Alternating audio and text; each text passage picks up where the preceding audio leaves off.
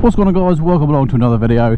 Today I am out on this, the Yamaha Tracer 7 GT for 2023. If you've checked out my Yamaha Tracer 9 GT Plus video, you'll know that I absolutely love that bike, and I do think it's probably the best bike for under 15 grand for 23. I kind of got good hopes for this bike, the 7 GT,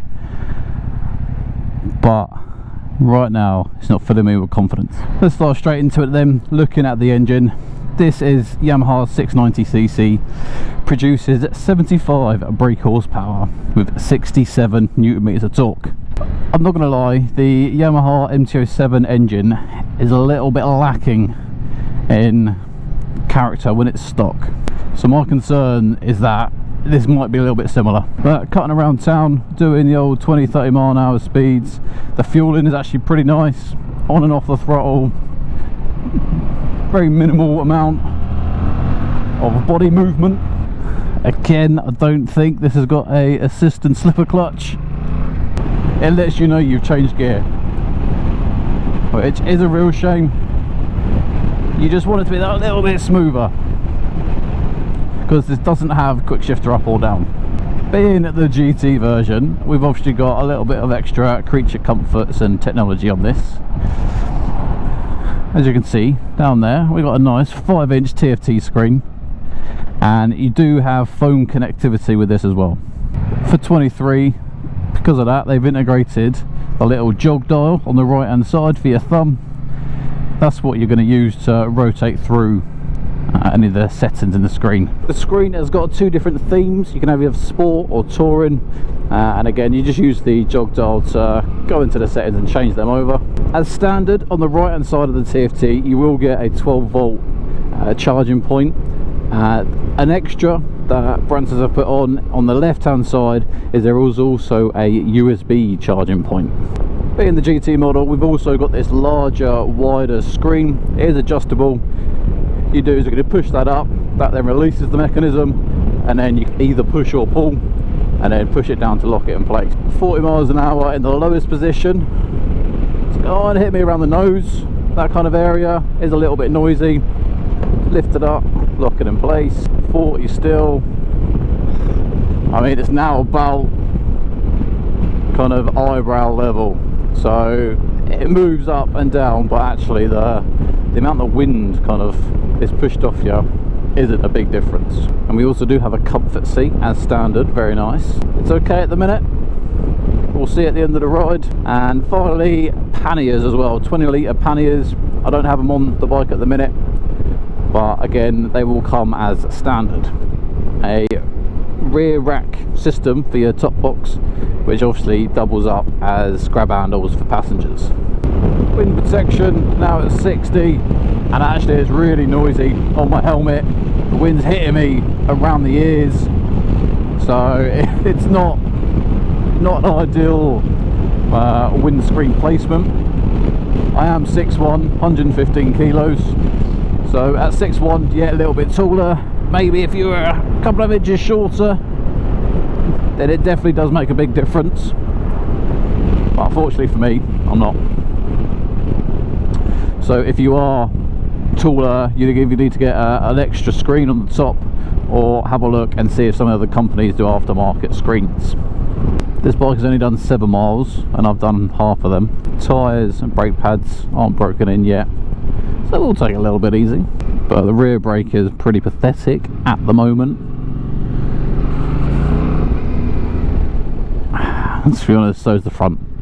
Like I said, it could be because they're not broken in, so pinch of salt. But yeah, at the minute, not ideal. There are 3 different colour options. You're going to get this, the black. You can have blue, or what I call the SP colours is the Icon Performance. So yeah, kind of red, grey, blue, silvery type colour. All those 3 options are going to set you back the same amount of price, so nice to see. They're going to come in at £9,710. Slow speed handling is really good. Flicks so easily from side to side. Being 6'1", I'm a little bit taller, and cockpit ergonomics, I feel a little bit big. I feel the bike's a little bit small. The triangles, pegs, the seats and handlebars, I feel like the handlebars maybe just a little bit too close.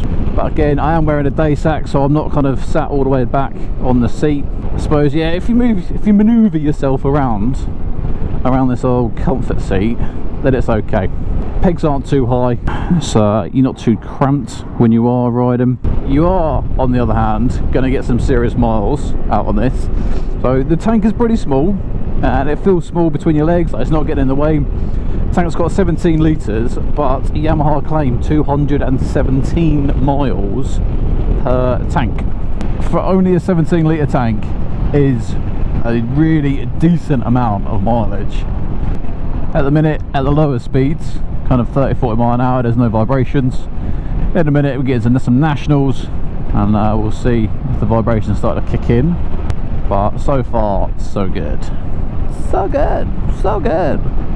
Debsy, you ruined that saying for life. I think for me the biggest problem is the wind noise on the helmet. That's the only main thing at the minute that would stop me taking this touring, or that I'd have to change before taking it away. Another nice feature is we not only have daytime running lights that kind of look like eyebrows, but we've also got dual LEDs. One thing that annoys me with the MT10 with Yamaha is they got two lights and they only use one for your dip beam and one for your main beam, your high beam. Frustrates me, I don't know why. I just don't like it being unsymmetrical. I like symmetry. You got two lights, have both bulbs on.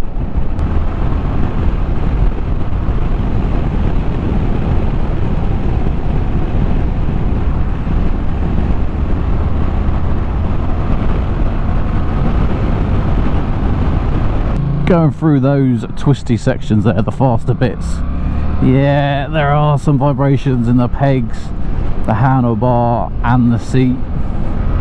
It's definitely more noticeable when you're having a bit of fun. You got it into the lower gear, but you've got the revs higher up. Brakes still aren't very good, but it does handle nicely. Biggest thing this bike's got going for it is the handling on this. It is being let down in a few areas. The suspension's okay. The back rows are quite bumpy around here, so it's still doing a good job. We'll pull over, walk around. Here we go then. Stopped at my favourite stopping point for Branson's, and looking around the Tracer 7 GT, I think it looks really nice in black. I think the gold wheels, the paint they've used on it looks really, really nice. And then coming over to the front, these are the eyebrow looking daytime running lights I was on about, and then obviously we've got our LEDs situated underneath. And a nice thing we haven't seen in a while is they've got kind of your standard indicators, but they're not coming off the side of the bike. They're mounted onto the bottom end of the kind of knuckle guards, but they're not integrated on the knuckle guards, they're just around it. I think actually I've not seen anyone do anything like that before, and I think it just neatens up and sleekens up the side of the bike, so you haven't got the indicators sticking out. I think the only other feature I forgot to mention that comes with the GT is the tank pads as well. That there is the racking system, so when you do take the panniers off, all you've got left is the little bit down the bottom and then the main bar going across left to right. So again, it looks sleek, it looks well thought of. So if you do want to strip down the bike and have it like this, you can, or you can easily whack on the panniers as well. And there's that all important comfort seat. And this is what I was saying, 12 volt on one side, standard, and then an extra will be the USB on the left. I like it that the manufacturers are doing bikes nowadays that aren't 15 plus grand if you want to do touring and comfort. This sub 10 grand, panniers, comfort seat, big screen, 200 plus mile range on the fuel tank as well. I like it that these bikes still exist and that manufacturers are still trying to keep up with the kind of lower demand price point that, let's face it, we don't always want to be spending 25, 30 grand on the latest tech. Enough standing around, let's get back on it. Well, looking at this seat height, 835mm. Remember, I'm 6'1", and I've got both feet flat on the floor, and still a nice bend in the knees. The bike is only 203 kilos, so going between the legs, you can't really feel it. It's not a lot of weight, it's not a lot of top weight. Yeah, I've done a good job of kind of keeping the centre of gravity nice and low.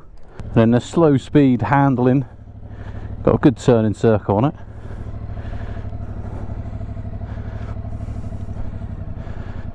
Nice light clutch, which means controlling it in and around traffic, car parks, whatever, super easy. Is this going to be on your next demo list? The bike isn't perfect, but to be honest, nowadays what a bike is, we've all got such high expectations from bikes, but the grand scheme of things, most of the stuff that we don't like can be changed. Brakes may be purely because they're not broken in, or it may mean you just need to upgrade the pads. It's a simple fix, it's a simple upgrade. Like I said, actually shorter people, this windscreen, no dramas whatsoever. Taller people, find a bigger windscreen, add the little attachment onto the top. I like the fact that it's under 10 grand. It comes with all the comfort touring stuff that you want, the panniers, the screen, the seat, the charging points for your sat nav and your phone and your cameras. The fact that you can get over 200 miles to a tank. I think Yamaha have done a good job with all those factors. And like I said, don't forget the handle on this is superb. You can certainly have some fun on this bike, that's for sure. Well, ladies and gents, that's everything to cover off on the Tracer 7 GT for 2023. If you liked it or found it useful, give us a thumbs up. More importantly, subscribe to the channel, helps us out keep growing.